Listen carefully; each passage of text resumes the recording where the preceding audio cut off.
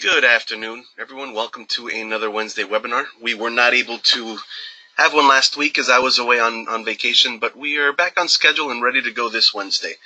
The markets have done an interesting bit of a turn since we last met, and today's actually the first day I get to look at charts, so you guys are going to be watching me as I sort of try to figure out what's going on with the stock market and what has actually happened over the last couple of weeks. We're going to do the usual. We're going to look at the S&P 500. We're going to look at the NASDAQ Composite, the Russell 2000, and the Dow Jones. Once we do that, we'll take a quick look at the U.S. dollar, see how it's behaving, particularly how it's behaving versus the euro, versus the Canadian dollar, versus the yen, and how it's affecting gold, silver, and oil. Once we finish with that, we will then go ahead and take a look at chart requests. Those of you that are in here early, if you have a chart request you want to look at, you can start putting it into the chat now. That way I have an idea of what we are looking at. As always, it doesn't have to be a name that you are actively trading. It could be something that you're trying to figure out if you want to get into, or maybe it's something you want to figure out how you want to get out, whether it's taking profits or maybe you're at a loss on it and trying to figure out where you should stop out. Other than that, let's go ahead and get started with a look at the S&P 500 with the ETF SPY. Now, we had a pretty strong move last week on Wednesday and Thursday right after FOMC. And it really looked like we were ready to sort of make our way back to new all-time highs, right? This is a very positive-looking breakout. If we sort of backtrack and hit the reverse button and take a look at what happened last week in the middle of the week. And then we had a big reversal on Thursday and Friday and ultimately have fallen right back below a pretty key level of resistance. This is what I was kind of expecting. Not necessarily the false breakout, but I thought that this level of resistance would hold longer. And I mean, we're still fighting with it. We're still contending. I don't think that we've rolled over yet, but I expected this to be a level of resistance that was going to be a little bit tougher for the S&P 500 to keep up and break through than what it looked like we had done initially last week. We had just sort of running right up to it. Now, we did sort of stall out a few weeks ago and then pulled back, but it was a very quick pullback, only a 3 or 4 day sell-off, and then we just immediately resurged right back up to the top and then broke out past that key level. And I thought that was, again, a little bit ahead of schedule from what my sort of impression of the stock market is. And we did roll over and kind of come back in and we're again level. Now we're going to see as we go across the board and we take a look at the four major markets, how some of these indices are struggling a little bit more than others, and exactly where they all line up relatively to each other as we go through these four charts. The first one we're looking at the S&P 500. Now, I will say that it's still negative, despite the fact that we sort of had a false breakout and we came back, we're below the 280 level. Still kind of fighting with the 20-period moving average. We're still above the 200. The 50-period moving average is still coming up to meet price action. And I'd say overall, we're still in a pretty bullish environment. I don't think anything here is that negative or in a situation where we need to adapt the market. I think we're still in a situation where we want to buy stocks and we want to take advantage of dips, not try to short at resistance. Even if I expect the market to pull back, I still think the safest course of action is to go ahead, wait for that dip and then buy it, rather than try to jump ahead and try to get cute and try to time a short in a market that is really overloaded with buyers right now. Now, if we look at our key levels here on the S&P 500, we try to figure out what's going to happen next. Well, if we can hold around this 280 level and break past it, then I do think all-time highs is the next step. We had that move last Wednesday and Thursday, got up to about 285. Just below a temporary resistance level around 286.50, and then sort of came back. And again, like I said, we're testing 280. Below 280, we have a temporary pit stop area right here around 270, which is the 200-period moving and the 50. I think if we do pull back, that's going to be the area that we sort of test again. Very similar to what I expected last time we pulled back, which was that we kind of come back and just sort of consolidate below 280. And that's going to be the next step if we pull back again, is to sort of retest it. Let me pull out the little rectangle.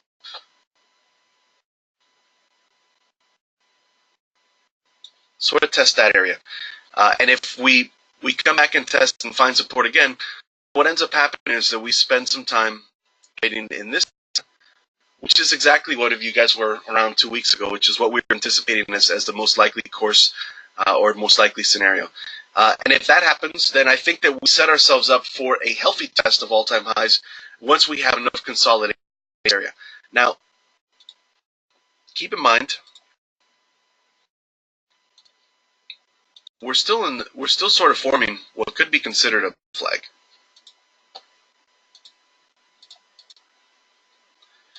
I have to excuse my rustiness. I have not charted anything in over a week. But if you look at it, it's still a pretty bullish formation, depending on how you're going to go ahead and the price action. And so, if, as I said before, if we do break past 280 and we get back up, say, to highs or yesterday's highs, well, I think that we immediately come back up and test 285, and more likely than not, push up to the 286.50, 286, 287 area, and then likely even go ahead past that. Just based off of the pattern that I'm seeing here, if we do resolve to the upside on the pattern, then I think that it's really a signal that it's ready to start testing back to all-time highs.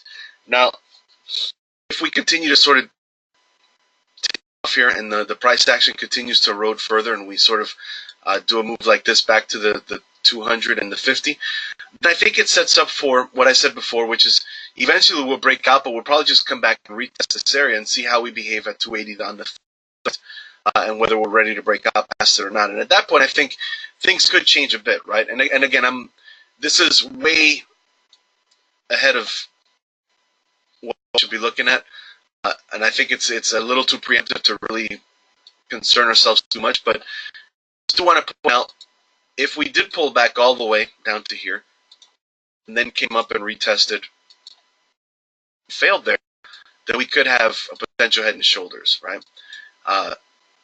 And it doesn't mean that's going to resolve, but I just want to go ahead and point out what could happen with maybe the next month or so as we sort of retest this area. And again, I think that this area, this 2 area is a very critical area. And it's going to be what I expected to be a big wall of resistance a few weeks ago.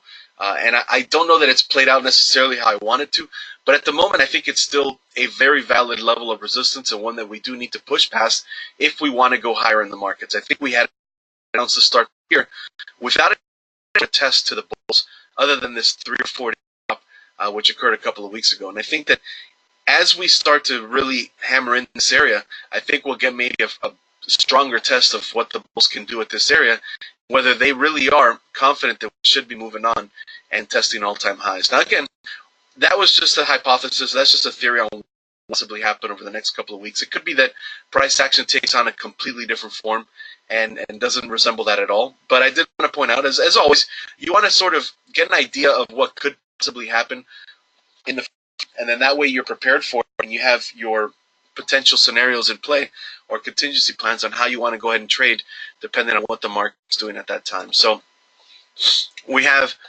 I think, the more likely scenario, well, there's 2 scenarios really, but the more likely scenario is that we either continue to pull back and then hit support around the 200 and the 50, and how that bounce behaves is still up for grabs. It could be a quick bounce and ends up being that other shoulder, or it could be a strong bounce right back up to 285, at which point, again, looks like we're heading higher.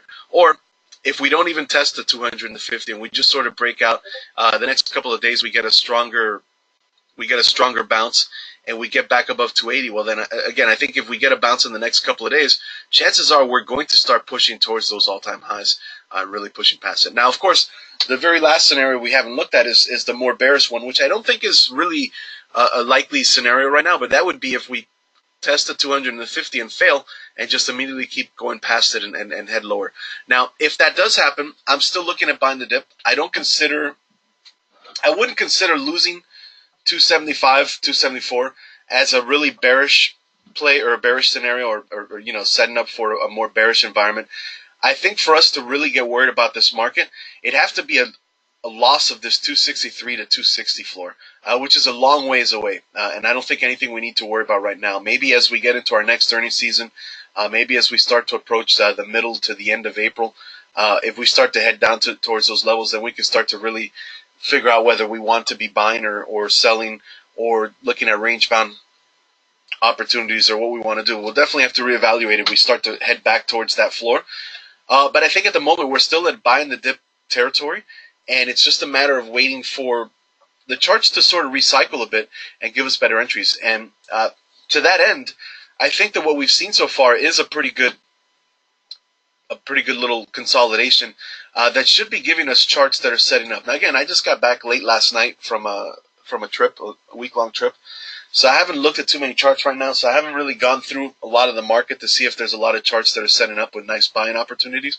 Hopefully you guys give us some chart requests that will let us explore and see if we find some good charts. But we see charts like this with these sort of falling pennants or wedges. They could set up some nice buying opportunities if we get a bullish move through them.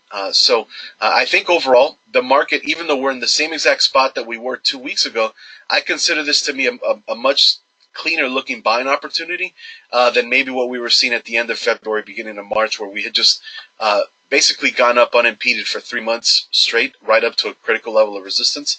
I think at this point we've had a few shakeouts, get rid of some of the weaker hands. We've had plenty of shares exchanged between buyers and sellers, and there should be new life in some of these stocks as new buyers have stepped in looking for higher prices. And so, things still look pretty good. Now, that being said, we did recently, last 2 or 3 days, fail at a pretty strong resistance level. So there is definitely potential for us to continue to sort of come back a little bit lower and really test where support is now that we sort of found resistance and at the moment are not above it, right? So if this could be taken at face value as a failure at a resistance level, then I think the next thing is we need to figure out where the next support level is, where buyers will step right back in. So I think that's where we stand right now. There is the chance that 280 ends up ultimately being a support level if we do push past it. But if not, then we need to wait for it to find out if the support level is going to be down here at 275, a little bit below it, or if sellers really come out of nowhere and the support level ends up being lower. But overall, what we should be doing right now is looking for support to be confirmed, at which point we should get some nice buying opportunities across the board. Now, we take a look at the NASDAQ. Let me adjust this a bit.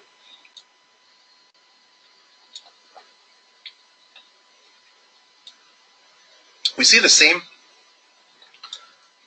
pattern as we saw in the S&P 500, but a bit stronger, right?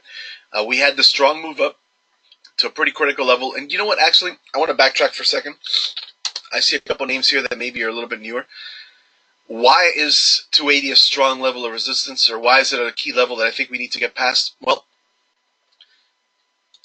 if we look at where we were last year, right? Apologize for these ads, by the way. We had a strong trending market for most of last year, right? We opened up in a pretty interesting fashion. We had a couple of big, strong sell-offs. But then through the middle of the year, we had a really strong, nice, clean rally. We lost that rally towards the end of the year. We had a big breakdown here at 286. And then we had a nice base that we built out around 280 to 263, right? And we spent a good portion of the last year trying to hold on, right, around this level. And it wasn't until the very end where we caved in and really just broke right through that level in spectacular fashion around the last couple weeks of the year that we lost that level. And so this was a pretty key level.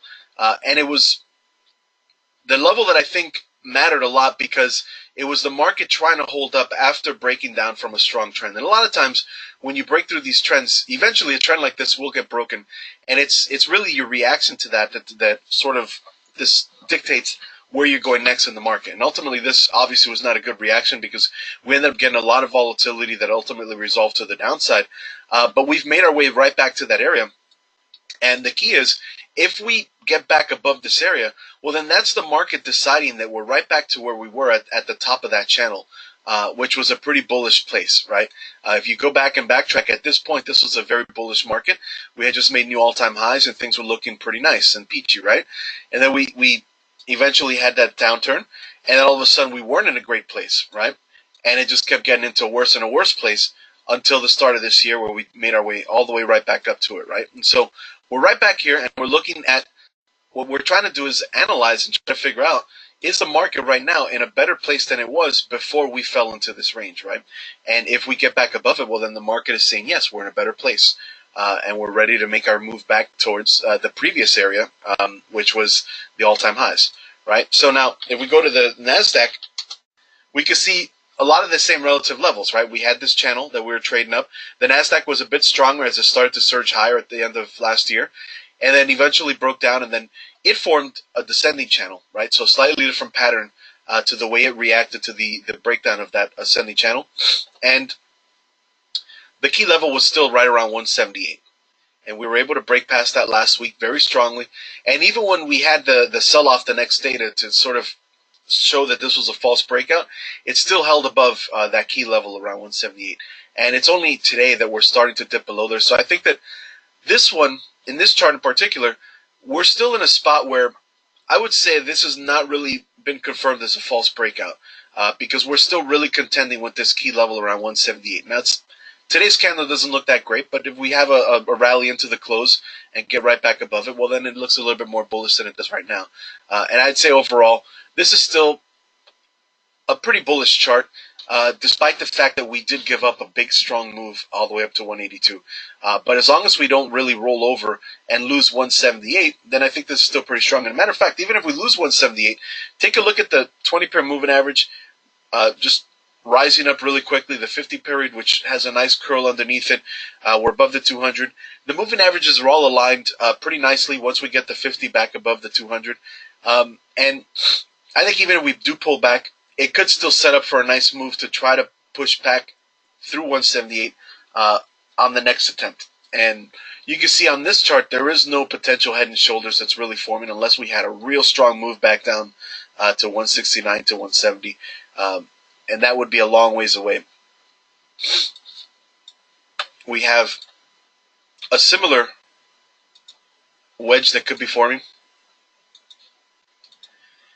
And if we were able to break past this, right, and I think in this case, this particular scenario might have to be a move back above 179 to 180 at the moment. We'll see how it develops over the next couple of days. But this is also setting up as a nice bullish play, looking for once we break towards once we break the upper edge of this pattern, that's just for a move back to all-time highs.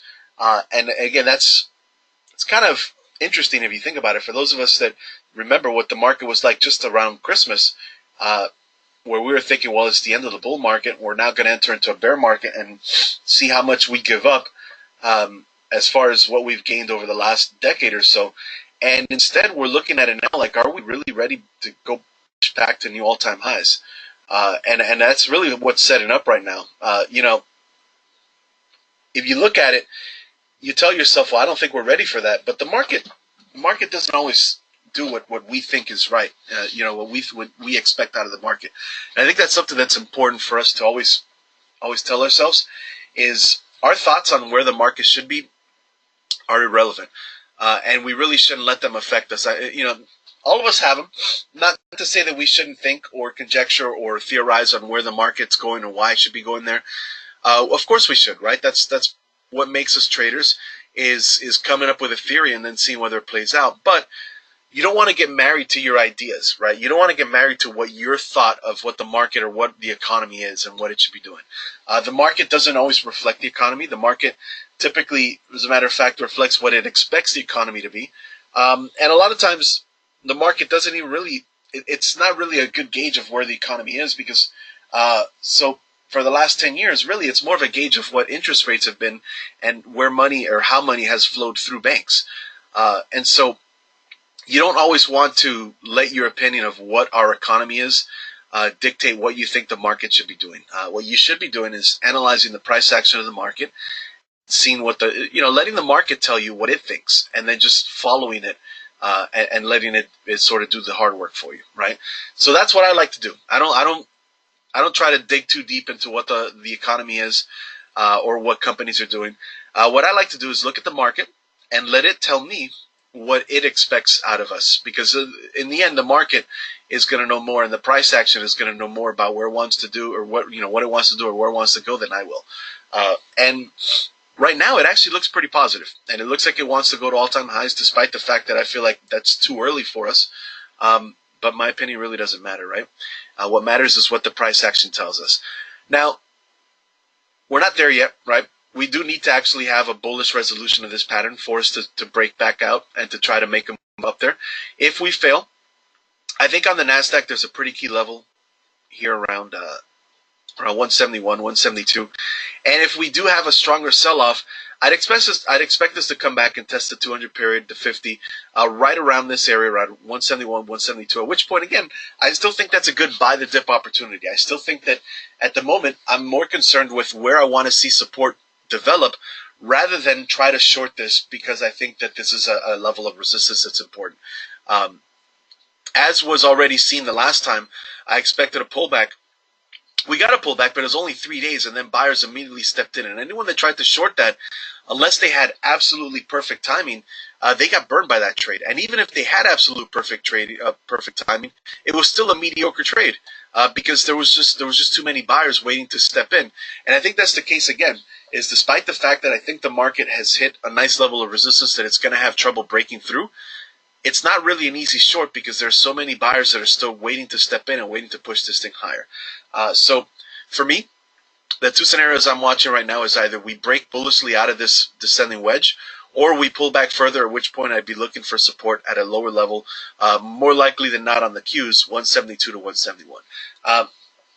I think tech is still stronger, relatively speaking, than a lot of the other areas in the market, and so that's an area that I will be looking at as far as potential trading opportunities in the next week or two.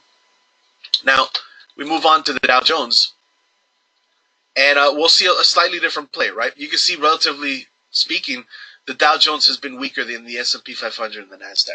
And I think the easiest way to see that, of course, is that we didn't break to new highs after that breakdown, right? So we had the strong move to start the year. We pulled back, and then on the resuming bounce, we didn't actually get past the previous highs, right? And just to backtrack again on the Qs, we got well past that, right? So we had the pullback and then the move to new highs. And the S&P 500, same thing. We pulled back and then a move to new highs. And above a pretty critical level is 280. On the NASDAQ, we got above 178 or so, right? So on the Dow Jones, well, we never got back above that key level, which in this particular case was somewhere around 258 to 260. Some of this is a function of the strength that it had prior, and it's only coming back now and playing catch-up. But overall, in the short term, I think it's pretty clear that it's been weaker. Good reason for that, of course, was Boeing and having their planes downed or grounded. And that's a big component of the Dow Jones, and that's part of the reason we saw some weakness here. But I think in general, it's also just the Dow Jones starting to lag behind a bit, which happens. It's cyclical. Sometimes it leads the way, sometimes it doesn't. Right now, it's definitely one of the weaker areas. You can see we're below the 20. We're doing that dance between the 20 and the 50. Wes, we will definitely get to your charts. You're looking at some financials. Yeah, we'll take a look at the Finnies once we get to the chart requests. So the Dow Jones, you can see it's weaker, but overall it's still doing a very similar thing, which is it's trying to consolidate, and it's actually doing exactly what I expected out of all four, which is trading a nice little range above its previous sort of channel or descending trend line, right? So we had that descending trend line that sort of defined this consolidation range. With the Dow Jones was a little tricky. As we closed out last year, right? It wasn't just a horizontal range. We had a little bit of descending lows. And overall, you can see we're just testing the top of that range, right? And trying to build up enough pressure to push past. And again, if we push past that, we're right back at all-time highs, right?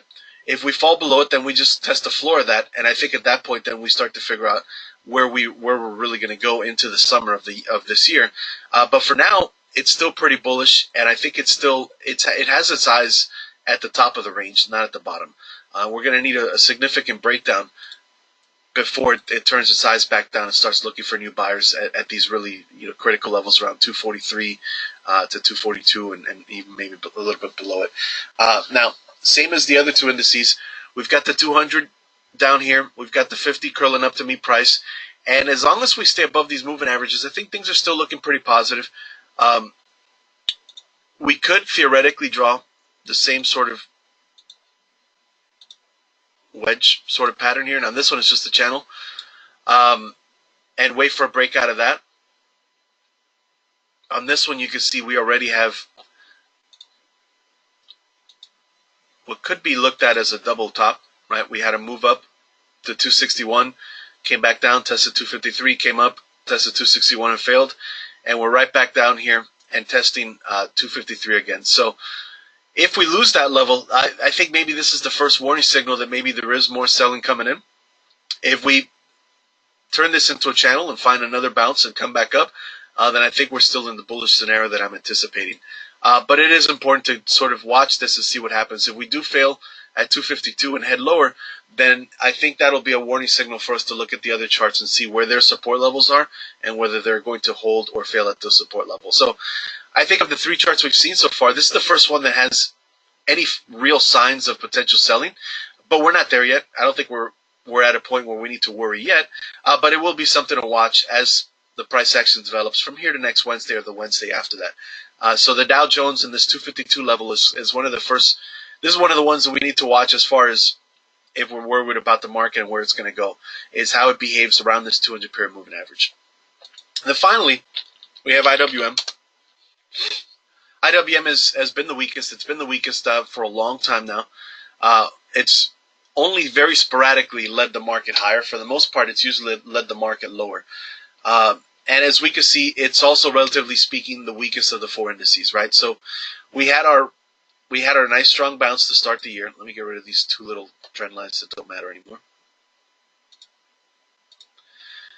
And once we lost that bounce, you can see again, weakest bounce of them all. Matter of fact, a pretty bearish bounce, right? You have a bounce to retest the breakdown and then a roll right back over, right? So this was actually a bearish play for anyone that wanted to short it. Again, I didn't want to short any of the markets, so I wouldn't have taken that play.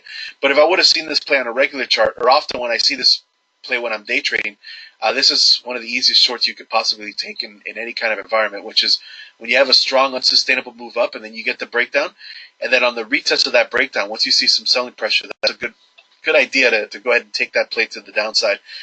So I think overall of the four markets, or the four market indices, this one is still the weakest. It's still struggling to maintain this trend line, which again is not a major trend line, but it was important. Again, the form of consolidation, the form that this consolidation took, you can see that there was losing pressure. It didn't really trade in a horizontal range. It constantly had lower highs, right? And we're sort of testing the remnants of that sentiment now, and still sort of struggling with it. Now, as long as we don't lose 145, which is the bottom of that range, and I think a much more significant area rather than the top of that range, which was pretty sloppily formed, I think we're okay on IWM. Again, I don't expect a lot out of the small caps for a lot of reasons. Those of you that follow me regularly and attend these Wednesday webinars know that, in my mind, the market participants, or our current market participants, and actually the market participants over the last decade or so, it feels like they've had one foot out the door. And so every time that there's any sort of real signs of selling, their first thing they do is abandon their volatile assets, which is IWM. And I think that's part of the reason why IWM has been one of the weaker of the weakest of the four indices for the majority of the last 5 to 10 years. And for the most part, it's because a lot of traders, I think, are still distrustful of this market. And as soon as there's signs of selling, they get rid of this first, and they hold on to some of the safer names. There's still a lot of demand for that, but they sort of get out of the small caps first, right? And that's always been the case, right? Whenever traders are aggressive, they're going to take chances, and they're going to gravitate towards volatility, which out of the four indices that we look at, the small caps, of course, are going to be the most volatile assets, but they're also going to be the ones that have the highest returns when things are going well. But interestingly enough, over the last few years, they're not always the ones that traders gravitate to. A lot of times they've been gravitating towards tech names, which have given them the same volatility with a little bit more safety. Right, so that's part of the problem that we have with IWM now. It's that it's a lot of times it tends to be weaker when we sell off, but not necessarily stronger when we do eventually bounce. And so because of that, you can see we're nowhere near all-time highs. Still have a lot of work to do just to sort of reclaim the 200 period, the 20 period, the 50. We're actually below all three moving averages on IWM, which is, of course, in stark contrast to what we're seeing on the other three indices. So a lot of work still to be done here. I'm not worried if we lose more ground on IWM, it doesn't really worry me about the overall health of the markets, because again, I think that it's been weaker for a while now, and we're going to need to see some bigger changes overall before it becomes stronger again and leads the way higher. What I'm watching for on the small caps again, I think, is that we don't lose 145. I think if we lose 145, and if it's concurrent with the Dow Jones breakdown of its 200-period moving average, then maybe we worry a little bit more, and we have to reassess where we want to buy the dip and what we want to see before we buy that dip. But I think for now, again, my eyes are still bullish and are looking for either a nice breakout of that descending wedge or a test of the bottom of our current ranges, at which point I would hope for support to manifest and give us a nice bounce with good risk reward. As far as the small caps go, again, not a lot going on here. There's not a clean pattern here, and I think I'm more interested in some of the tech names than I am in trading some of the small caps that are mimicking this sort of pattern. That's it for the markets. I think that we're in a good spot. I don't think that we are in a bad place. I think we've gotten some nice consolidation over the last couple of weeks, and I think the big key now is: are we ready to break through that consolidation this week, or are we going to spend another week testing a little bit lower before we're ready to break out? But I think overall we should see patterns with better risk. We should see charts with better risk reward and better setup patterns now than we did maybe 2 weeks ago. All right, let's take a quick look at the U.S. dollar. We'll look at oil, gold, and silver, and then we'll move on to chart requests. If anyone else here, we have a decent amount of people attending, and we have a couple of new names. If anyone wants to add a chart that they want me to look at, feel free to put it in the chat, and I'll definitely take a look at it and give you my thoughts. All right, so the U.S. dollar still maintaining this pattern, right? You can see pretty clearly we had a nice strong uptrend. We sort of downshifted, at which point it looked like the price action was eroding and maybe the U.S. dollar was losing strength. But we had a big turn in February where we were able to get back above about 25.50, 25.60 on the UUP index. And you can see the nice change in character, right? We were testing this level and ready to roll over, and instead we turned around and made that into a nice floor or support, and are again attempting to make our way back up towards these highs around 26. Now, that's the U.S. dollar as an aggregate, but I think it helps sometimes to take a look at the U.S. dollar versus some major currency crosses. Now, here's the euro versus the U.S. dollar. Now, this is inverse because it's priced in euros, and you can see that the U.S. dollar had lost some ground against the euro, and then it just, over the last few days, it finally gained some traction again. Now, this is the scene of a pretty big war between the two currencies right now, and I think overall the U.S. dollar is winning. And this reversal that we had a few days ago, I think is a pretty big one, because again, it showed that the euro is not really ready to get back above 113 to 114. And if we go back to a weekly chart, you can see that this is a major price level. It was a key area of resistance that eventually we broke through, and we're really retesting. And if you look at it on the weekly, you can see the price action erode a little more clearly than we could on the daily, right? You can see how it started off as a potential bounce, then it actually was able to resolve to the upside, but that eventually failed, and we're now on the bottom side of that, and really it looks like it's rolling over pretty clearly on the daily chart. But there's been so many false moves back and forth through this area that until it actually fully breaks down, you have to wait and see if it actually tries to break out again, because there's been a lot of false moves back and forth, and this has been a very, very key area. And I think ultimately we'll decide whether the U.S. dollar continues to rally or not, is how it reacts to this euro pressure here, and whether the euro can regain its momentum and resolve back to the upside, or whether it loses it or not. If it does lose ground here, and the U.S. dollar eventually surges ahead, then I think we could see the euro move pretty substantially far down to 108 and possibly all the way down to 105. At which point I think parity would come into conversation, although I think that's a long, long ways away. But people will start thinking about it if we make our way back down to 105. Now, we take a look at the U.S. dollar versus the Canadian, we can see again pretty bullish scenario, right? We had this inverse head and shoulders, which we pointed out a few weeks ago. We had a breakout, a retest. That retest eventually resolved in the proper manner and went back up, and now we have a nice little 3 or 4 day bull flag off of that bounce.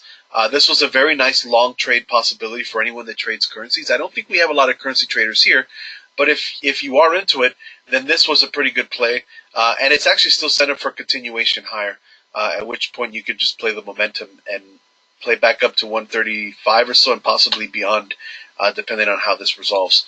If we look at the U.S. versus the yen, it's actually doing the opposite. So a little bit of a mixed signal here, where the U.S. dollar is stronger versus the Canadian, and looks like it's gaining strength versus the euro, but it's definitely losing strength versus the yen. And I think at this point, we have a scenario very similar to what I pointed out before on IWM, which is we had a nice channel. We eventually broke down below it, and when we come up and retest this channel, if you see a lot of selling pressure around the 200 period, around the 20, around this 111, then that looks like a potential shorting opportunity, which again goes against what we're seeing on the other U.S. dollar charts, but it looks like the yen is finally gaining some strength. It was weaker versus the dollar back when the dollar was still struggling against some of the other currencies. So a little bit of mixed signals on the three charts if we look at them together, but I think overall a couple of them have pretty clear patterns and give us an idea of what the U.S. dollar wants to do. Now, with the U.S. dollar gaining some strength, we should see gold and silver sort of pulling back a bit, and that's actually not really the case.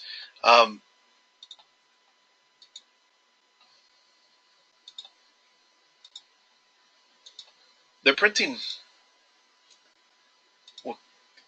what could be. I mean, this is too wide and too big to be considered a bear flag, but we got these these rising channels, which overall I think is more neutral than bearish or bullish, just based off the overall pattern. I think that we're in this broad range. I don't think that there's really any clarity as to what the U.S. dollar is doing, and because of that, I don't think we're seeing a lot of clarity on gold and silver right now.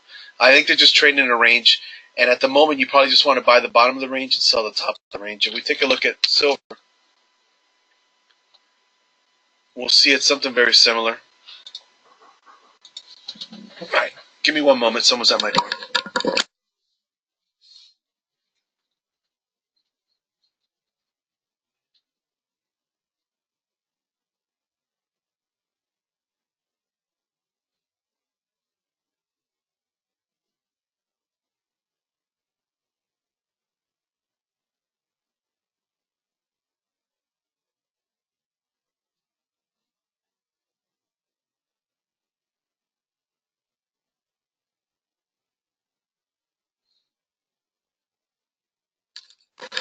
Okay, guys, sorry about that interruption.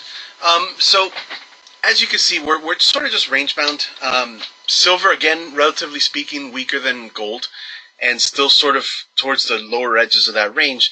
But I think overall, just trading in a range bound area. Now, the good thing that I did want to point out on these is that they're still holding up above their previous bases, right? If we take a look at where SLV is now compared to where it was before, I think overall it's still relatively speaking bullish, right?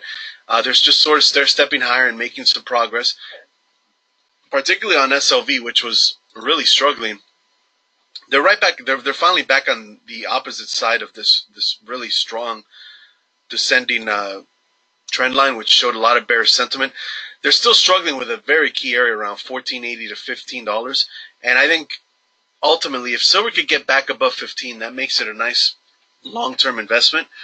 But it's not there yet, and I think it still needs more work. If we look at the GLD weekly chart, you can see it's done much better than SLV, but it's still sort of right around the top of that. And again, we can extrapolate, go way back, right? And if we extend it further, you can see that we're just sort of testing the upper edges of a range around 130 and 115. So there's a little bit more room to the upside, but it looks like we're still building out a major base on gold, and it needs a little bit more work to finish that. Okay. Now, last one we have is oil.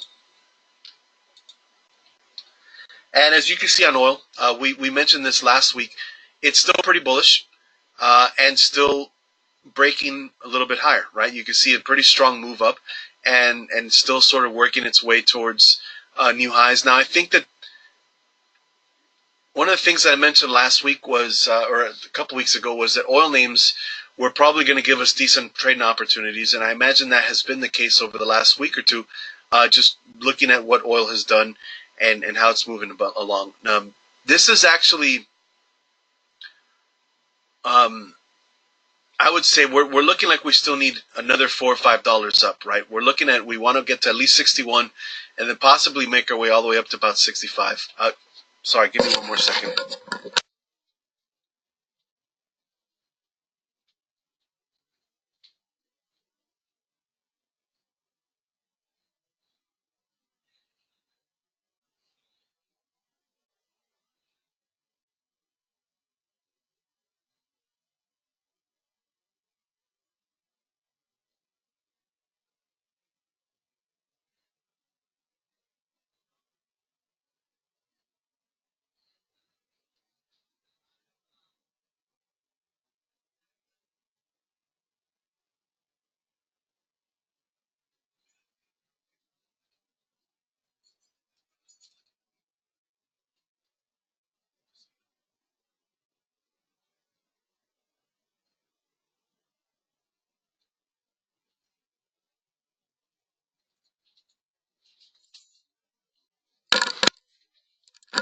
All right, guys, sorry about that. So we are in a spot here again where oil is setting up for a nice stronger move, right? It's setting up another bull flag. We had the break above 55, and then we had a nice bull flag. We broke out, and we're sort of stair-stepping. Now, you can see momentum is slowing down a bit, right? Because we're sort of slowing down as we make our way higher. But I think that there's still room to get up to about 61, 62, and then possibly make our way all the way up to the mid-60s, around 64, 65. The next step is to see what happens as we approach that 200-period moving average. So overall, of the three commodities, oil is doing, I think, the clear pattern. You can even, to a certain extent, draw just draw a nice little channel like this, and just watch it as it behaves along that, moves along that channel, right? And see what it does there. And I think that would be the easiest way for us to really watch oil right now. Is it's stair-stepping slowly, but it's kind of climbing along this channel here and making its way higher. And until it loses that channel, I think it's fine. And I think even if it does drop below that channel, as long as it holds above 54, 55, I think it's still setting up for a bullish play here now that it got above a pretty critical range. And again, this doesn't look like a lot. If we look at this white box here, you're like, well, why is that white box there? But if we look at the weekly, pattern, or the weekly chart, you can see that this was a pretty critical range between about $55 and $40 on oil. And oil spent a good amount of time range bound in that range and really came back and retested it recently. But now that it looks like it's back above it, you can see where it wants to head next, which is probably 61 to 62. All right, so that covers oil. I think another area, I mentioned that a couple weeks ago, but besides tech, I think that's another area that we probably want to continue watching and focusing on as far as swing trades are concerned. All right, so let's take a look at the chart request now. Wes, you want to look? Well, let's look at XLF first. Let's look at the finance. And I think overall, much weaker than what we're seeing in the markets, right? Clearly, here was the bounce to start the year. You can see that trend didn't even really sustain itself that long. Let's get rid of this trend line here. Unlike the markets, which really, I mean, I guess we could just draw the trend line like this so it matches what the markets did. We had the drop, and then the move back up, and notice how far we've dropped over the last few days, and compare that to what the markets are doing, right? You look at SPY, we had that nice move up to drop, and then we kind of came up and we're just retesting right around those highs. And look where XLF is. Again, we're going to put a couple of the major road marks in place, right? This was that consolidation range that we had at the end of the year, and obviously all-time highs. And here we are testing the bottom of that range as opposed to trying to hold above the top of the range like a lot of the other indices are doing, right? So relatively speaking to the markets, financials are weak, right? So Wes, if you're looking at this, it's because you were looking to buy you're looking to buy the bottom, right? Or you're looking to get value here. And I think overall, this does not look that great right now. We still got a bear flag. Now, bear flag could turn into support here. And I think the key thing here is it is at support. And we would have to see a resolution to the upside on this area.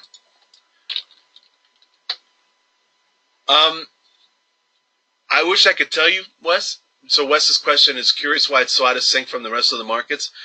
I'm not sure. I tend not to dig too deep because, like I said before, for those of you that maybe don't know or have never heard me really state it out, I trade off of technicals, right? I trade off technical analysis, and the reason I do that is because to me it's a clear picture of the psychology of the marketplace, and that's my style of trading. Is I basically trade using psychology. That was my major in college, and I think that there's two aspects to psychology that are important for traders to succeed. One is understanding the psychology of the self and understanding how to control your emotions and how to set up a system in place that lets you trade systematically without making mistakes.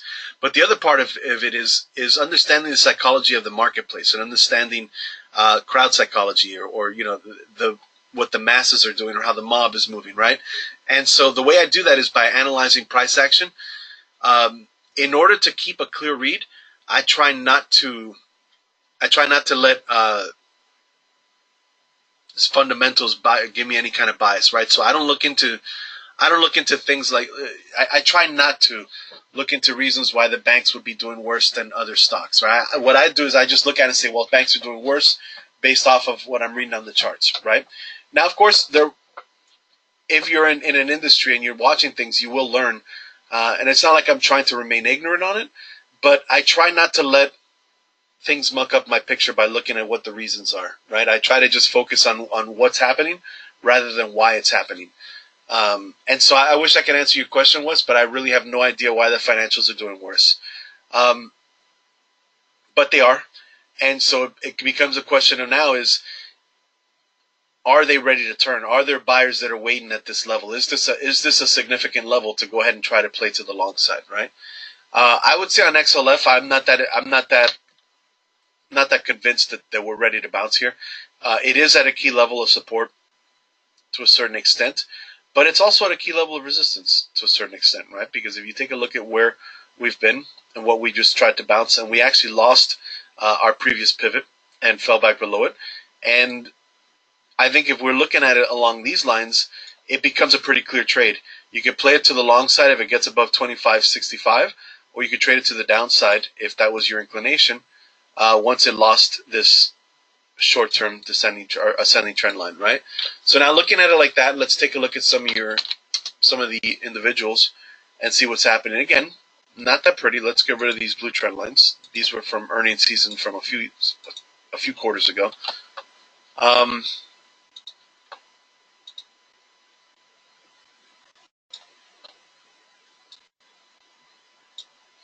I guess you could say we've got a gap fill here. We've got the same benchmarks that we had on XLF, right? Here's the channel from last year. And we've got, technically speaking, the gap fill.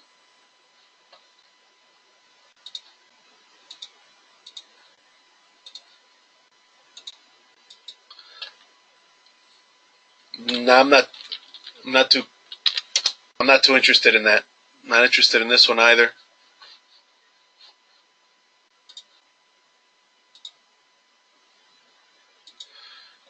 Citigroup at least gives you the same. It's a little bit easier to figure out what you want to do with it, right? Because it's the same read as XLF. If it gets back above 61, then you could play it. If not, then it's a short.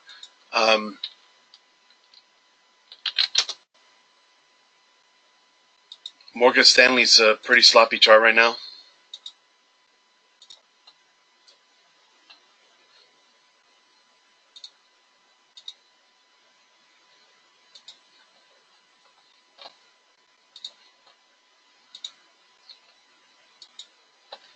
I think it's pretty obvious here, right? If it can get back above maybe 42 to 43, then you can look at it as a bullish play. If not, then it would roll over and fall back below this trend line here and then get into some trouble. And then finally, Wells Fargo. That doesn't look that great either. You know, Wes, I'd personally I'd rather stick to stronger areas of the market right now. There could be a bounce in these. There could be a turn, but if they did turn, I think that there's probably other areas that would behave stronger on that bounce than what these guys would do. Overall, I'm not that excited about a lot of these. Now, if you were looking to add some financials longer term, then maybe something like Morgan Stanley would fit the bill, depending on how it behaved here. I think Citigroup gives the clearest pattern as far as swing trading is concerned, but it's none of them really look that positive to me right now. There could be a nice reversal here, and if that's the case, then it could play. But you know, we're still seeing eroding price action here, right? You can see we're getting lower lows. We're probing lower each time. So even if we did get a bounce here, there's still always the chance that it ends up being a false confirmation of support, and then it rolls right back over. So I think overall, I would rather look somewhere else than trade these right now. Okay.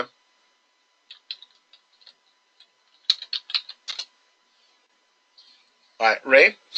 Looking at the stars group, we looked at this one before, right? I'm not sure if you brought this up before or if I just looked at it before, but as you can see, I've been watching this one, or I had watched it, and I'm pretty sure it was a chart request from a few weeks ago. And we've had this, so this is actually sort of like what Morgan Stanley was doing, but it finally broke through. Nice bottoming pattern here. You can see we had an attempt to bounce that failed, then we broke down, and then eventually we sort of, you can see that it's changing character, right, from bearish to neutral, and now to possibly bullish. Not out of the woods yet.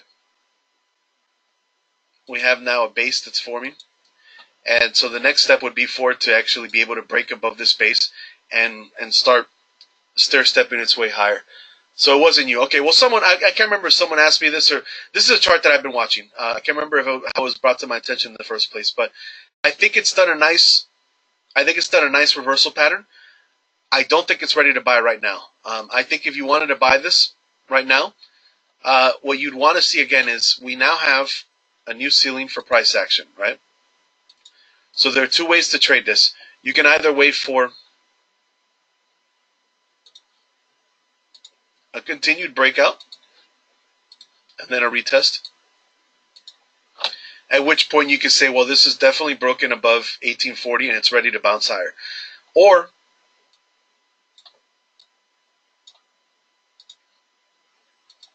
you can wait for it to test either 1715 or even all the way down here to about 16, and then wait for confirmation of support and play this base, and then play it with the hopes that it breaks out of the base. Or you could watch it flag, and if it builds up enough pressure to break out, then you could play the breakout. I wouldn't play the breakout right now based off of the candle pattern that I'm seeing. We just zoom in here, take a look at what's gone on the last 3 or 4 days, this is not the kind of pattern that you buy, right? We've had 1, 2, 3, 4, 5, 6, 7 out of the last 9 days have been green, or 7 out of the last 10, and it kind of came up to resistance and then it sold off. I'd want to see a clearer candle pattern before I'd want to buy it, but really what you're looking for right now, like I said, is it's between a base. And so you either want to play the breakout of that base, or you want to play the bottom of that base and sort of take advantage of that. I mean, it's about 3 points of upside if you play it from 2 points from 16 to almost 19. Yeah, almost 3 points with downside of just a few pennies, right? So if you play the support level, that's pretty good. Even if you play from this range, it's okay. But I think at the moment you want to wait for a clear buy pattern. So I think overall it's a chart it's made a nice change in character, but I don't see a pattern right now that's really a good entry signal or trigger. Okay. All right, guys, we got about 5 minutes. Anyone else have another chart requests?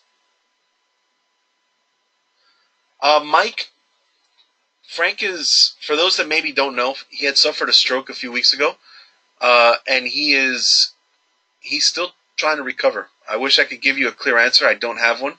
It's been a tough time with his family, and I haven't really been able to communicate too well with people. But I do know that he's still sort of unresponsive, and still sort of struggling with a lot of the stuff that happens with it. So it may be a while before we hear from him or hear more about him. I think he's stable now, at least. So at least he's sort of out of the woods as far as that's concerned. But it's been about 2 weeks now, and he's not really doing very well. So hopefully his condition improves. But right now it's still a little bit up in the air. Okay. And thank you guys for your thoughts. If I can communicate with them again, I'll let them know. And yeah, I will. Through the Discord or through these Wednesday webinars, I'll let you guys know how he's doing and if things improve. But yeah, for now, I'm just hoping for his health to improve more than anything else. I'm not worried about anything with him and Stock Guy and all that. Just hope Frank gets better. Okay? No problem. And again, if you guys ever want to talk to me during the week and ask me questions, you can always ask us. You can always go to Discord, and I'm on there. Even if I'm not typing, I'm in there. You can always strike up a conversation. I'll be more than willing to respond. Okay. All right. Well, we could probably close it on that note for today. I didn't miss any chart requests, but again, if anyone has any chart requests, you can always ask me on Discord. You can ask me on Twitter, or you can email me. And I'd be more than happy to answer any questions or any sort of chart requests you guys have. Other than that, good to be back. I'm glad I'm back and looking at charts again. And we will meet again next Wednesday.